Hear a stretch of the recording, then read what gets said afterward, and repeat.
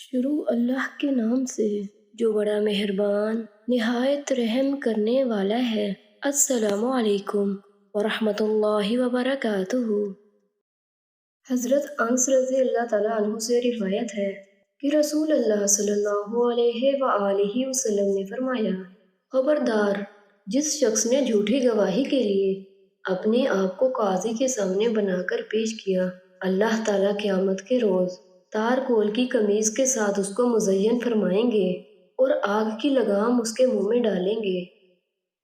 حضرت ابو ہریرہ رضی اللہ تعالیٰ عنہ بیان کرتے ہیں کہ رسول اللہ صلی اللہ علیہ وآلہ وسلم نے فرمایا، جس نے کسی مسلمان پر ایسی شہادت جس کا وہ اہل نہیں تو وہ اپنا ٹھکانہ جہنم میں بنا لے۔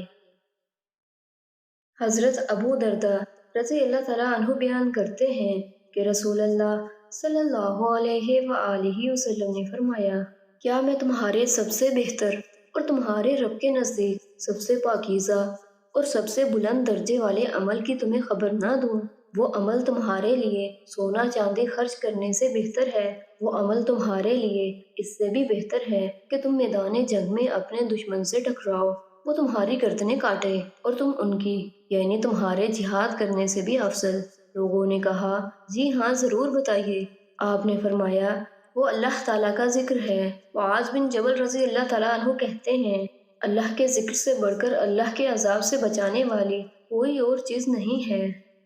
وضاحت: اس حدیث سے معلوم ہوا کہ اللہ کا ذکر اللہ کے عذاب سے نجات کا سب سے بڑا ذریعہ ہے، کیونکہ ذکر رب العالمین کی توحید، اس کی ثنا، تحمید و تمجید وغیرہ کے کلمات کو دل اور زبان پر جاری رکھنے کا نام ہے۔